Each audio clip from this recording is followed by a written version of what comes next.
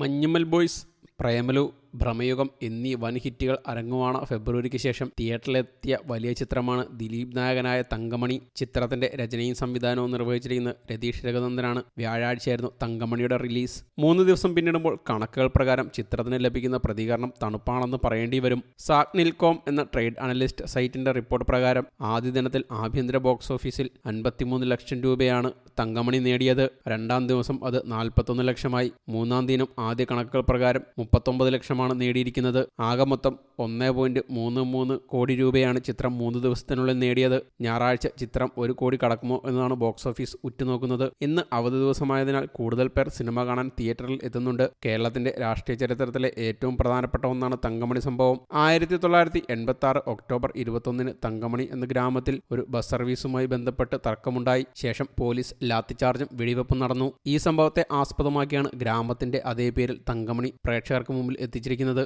Super good ഫിലിംസിന്റെ ബാനറിൽ RB Chaudhary, Irfan മീഡിയയുടെ ബാനറിൽ റാഫി മദിര എന്നിവർ ചേർന്നാണ് ചിത്രം നിർമ്മിച്ചിരിക്കുന്നത്. പ്രണീത സുഭാഷ് എന്നിവരാണ് ദിലീപിന്റെ നായികമാരായി എത്തുന്നത്. Ajmal Ameer, Sudev Nair, Siddique, Manoj K Jayan, Kottayam Ramesh, Major Ravi, Santhosh Keezhattoor, Azeez Nedumangad, Thomman Mankuva, Jibin G, Arun Sankaran, Malavika Menon, Ramya Panicker, Muktha, Sivakami, Ambika Mohan, Sminu, Tamil താരങ്ങളായ ജോൺ വിജയ്, സമ്പത്ത് റാം എന്നിവരെ കൂടാതെ മറ്റു താരങ്ങളും ചിത്രത്തിൽ അണിനിരക്കുന്നുണ്ട്.